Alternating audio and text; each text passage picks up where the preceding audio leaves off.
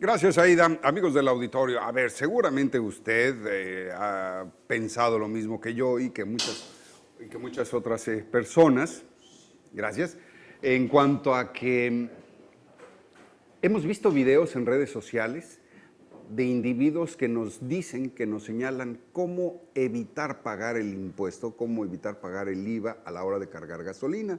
Y pareciera como que se trata de un video armado, ¿no? O actuado, porque tanto el gasolinero como el consumidor ni pelean ni discuten. El gasolinero recibe el pago del combustible sin el IVA y le enseña un documento. ¿Usted sabe de qué se trata esto? ¿Realmente se podría obtener algún documento o algún proceso, algún mecanismo para no pagar el impuesto en la gasolina?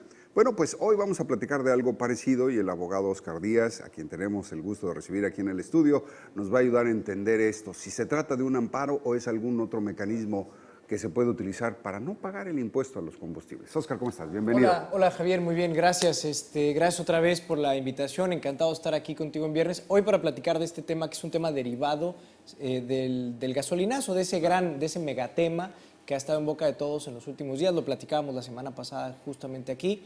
Y ahora abundamos en del amparo contra ese famoso gasolinazo porque se ha difundido efectivamente en redes sociales, se ha difundido en medios de comunicación masivos también, que se está promoviendo en muchas partes del país un amparo precisamente para evitar ser víctimas de esta alza en los precios de la gasolina. Efectivamente se puede promover un juicio de amparo, hasta ahora no hay un resultado conocido, un resultado positivo hacia quien lo haya promovido, y aquí sí habría que ser muy puntuales y muy claros en esta parte de la información. No hay nadie que haya ganado, hasta donde tengo entendido, hoy en día un amparo en contra de este gasolinazo. En primer lugar, pues algo que se acaba de dar, es algo muy pronto, y quien efectivamente ha estado presentando algún amparo apenas estará iniciándose con el trámite de esa demanda de amparo presentada. El amparo se puede presentar, por ejemplo, por los empresarios, los franquiciatarios que se están viendo afectados por tener que dar el combustible más caro y que eso a lo mejor ya no sea tan atractivo. En el caso de la frontera hay muchos empresarios afectados, gasolineros afectados, porque aquí fácilmente la gente que tiene visa puede cruzar al otro lado a cargar, a lo mejor el precio ya no es tan competitivo. Perdón, y déjame decirte, Oscar, se está generando un mercado negro. Sí, también. Es increíble, ya me tocó ver a alguien que inteligentemente le montó un tanque extra a su auto y como cruza todos los días, es un tanque con una capacidad como de 100 litros. Entonces, la ley, yo sé que es muy específica, sé que esto es tráfico, ¿no? Pero eventualmente hay unos automóviles que tienen la justificación por ser tipo off-road y ese tipo de cosas. Sí. Entonces, No, y imagínate. aparte, ¿quién va a estar revisando que hay un doble tanque de gasolina al momento de cruzar? Y menos si hay un paso libre por la garita, ¿no? Por Más cierto, aún. ¿no? Que es un tema también que es muy controversial por sí mismo y que valdría platicar luego de eso. Pero sí, también se genera un mercado negro, por supuesto, ¿no? Entonces, los empresarios pueden promover el amparo por ese interés genuino que tienen de no verse afectados en el negocio, ¿no? Pero también nosotros, los usuarios, los consumidores finales, podemos promover un amparo, pues porque no queremos resentir ese pago, ¿no? No queremos que nos cueste ahora más el combustible de lo que nos costaba antes. Efectivamente, ya se han presentado muchas demandas a lo largo y ancho del país. Y por ahí algunos medios han recogido esa circunstancia y han reporteado que ya se admitieron las demandas, ¿no? O incluso hay quien ha sobreentendido que ya se concedieron estos amparos. No es así. Que se admita a trámite, creo que lo platicamos el otro día, que se admita a trámite una demanda de amparo no significa que se está concediendo el amparo. O sea, no porque yo, juez, te recibo tu documento, te lo admito, quiere decir que te estoy dando ya de alguna manera la razón. No. Al admitírtelo y no rechazártelo de entrada, lo único que te estoy diciendo es que más o menos cumples con todos los requisitos para podérmelo presentar y que tenga congruencia para que yo lo tenga que analizar, que tengas los requisitos de forma necesarios, las justificaciones legales necesarias para que yo pueda darle trámite a eso que tú me estás presentando. Pero eso apenas es el inicio de algo. Nos hicieron caso en recibirnos una demanda, una queja, pero eso no significa que nos vayan a dar la razón.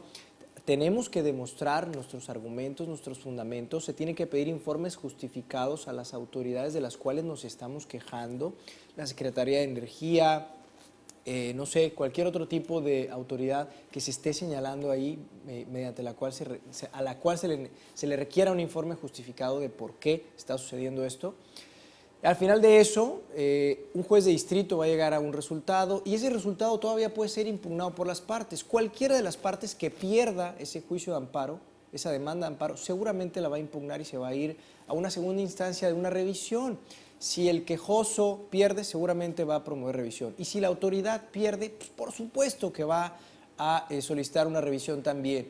Y eso va a terminar yendo a un tribunal colegiado y probablemente termine todavía en las manos de la Suprema Corte de Justicia, porque lo que se está impugnando o lo que se impugna en estas demandas de amparo son cuestiones constitucionales. Y la interpretación de ese tipo de articulado solamente puede darse por la Suprema Corte de Justicia. Entonces, probablemente este asunto incluso llegue hasta allá, si no es que la Suprema Corte desde antes lo atrae para evitar, por ejemplo, el dictado de sentencias diferentes a lo largo del país, ¿no? Esto también es una facultad que se le concede a la Corte, precisamente con la intención de que no haya sentencias dispersas, que por ahí alguna quede diferente y haya en distintos sentidos resultados, ¿no? Pero me imagino, y digo, esta es la opinión de muchos mexicanos, ¿no?, que difícilmente la Suprema Corte podría dictaminar algo que atente contra el proyecto gubernamental, porque pues estamos hablando aquí de una situación muy delicada, ¿no? La presión para la Corte, para cualquier tribunal y para la Corte sin duda sería tremenda, ¿no? Incluso más para los tribunales bajos, si me permites decirlo así, porque pues ellos difícilmente se quieren aventar ese toro, ¿no? Que se lo aviente tu jefe, ¿no? Que se lo aviente, tú avientas la bolita, pateas el bote y por lo pronto lo niegas. Claro que son temas muy politizados al más alto nivel, ¿no? Entonces hay mucha presión, por supuesto, pero pues es obligación desde el primer juez de distrito realmente analizar a profundidad y si se está violentando la Constitución, realmente conceder el juicio de amparo. Ahora, que eso en la realidad suceda o no, no sé, ya lo veremos. En otras ocasiones ya se han promovido amparos contra cuestiones similares por otros motivos, pero contra otros impuestos, por ejemplo, aquí en Baja California hubo un amparo que se promovió con un alto perfil para esos efectos y que no tuvo resultados muy positivos. Se fue desgastando el tema y a la larga ya solamente nos enteramos después de que no hubo un resultado positivo, ¿no? ¿Te refieres a lo del IVA? Al incremento? Me refiero a lo del IVA, y que finalmente, ¿no?, se lograron juntar las firmas suficientes como para que nos atendieran y nos hicieran caso, ¿no? Sí, efectivamente. Es decir, lo de formato, los requisitos para que se inicien los procedimientos, se ventilen, se analicen, te respondan si sí o si no, se logran. O sea, te logras subir al barco, te metes a la pelea. Pero eso es algo muy distinto a que te vayan a conceder tu argumento, ¿no? O sea, sí son temas muy politizados y en ese caso específico vimos que no lo concedieron, ¿no? Claro. Vamos a ver qué pasa en esto otro, ¿no? Porque a diferencia, este también está politizado al revés. O sea, allá sí hubo una manifestación de descontento por cierto sector de la población, pero no con la potencia, no con el hartazgo que estamos viendo hoy en día. Sí, ni con las reacciones del gasolinazo, ¿no? Sin duda. Reacciones Entonces, que se acercan mucho a las expresiones violentas. Exacto, y eso también genera presión política, ¿eh? Muchísima. O sea, hay quien dice, y yo estoy de acuerdo con aquellos que dicen, es que las marchas nunca han logrado nada. El combate debe de darse desde lo legal, desde el juicio de amparo, por ejemplo, que bien llevado doblega a la autoridad, retrotrae lo mal hecho, nos regresa a nuestros derechos, nos protege. Para eso es el juicio de amparo. Está diseñado para que los ciudadanos comunes y corrientes, tengamos la manera de combatir actos de autoridad que están mal, que están equivocados, ¿no? Que nos pisotean y que no tenemos la capacidad normal para enfrentarnos. Es una lucha de David contra Goliat, ¿no? Entonces, el juicio de amparo está diseñado específicamente para eso. Y hay quien dice, ese es el método adecuado. Estoy de acuerdo, pero las marchas cumplen con su propio objetivo. Aún los desmanes y aún todo lo que sucede, con lo que yo no estoy de acuerdo y lo condeno, pero aún eso desafortunadamente genera mucha presión, que incluso yo me atrevería a decir que sin eso es probable que el gobierno no hiciera muchas de las cosas que empieza a hacer como control de daños, ¿no? Si el gobierno no ve desafortunadamente que hay todas esas revueltas, que hay todos esos levantamientos, probablemente no da una segunda, una tercera conferencia en donde ya empieza a ofrecer ciertas medidas paliativas que originalmente no había dado, sino que lo fueron forzando las circunstancias a ir teniendo que encauzar un poquito el daño, aminorar un poquito la queja para ver si abren una válvula de presión. Oscar, pues ya se nos acabó el tiempo. Por último, ya nada más quisiera cerrar con esto. Entonces, todo lo que hemos visto en redes sociales de ejemplos de casos de individuos que llegan a las gasolinerías y se resisten o se niegan a pagar el impuesto y que no pasa nada, que se van con su combustible y pagan, ¿eso se da? ¿Sucede? Bueno, es difícil decirlo en primera porque son redes sociales y no sabemos qué veracidad pueda tener cualquier video de lo que estamos viendo ahí.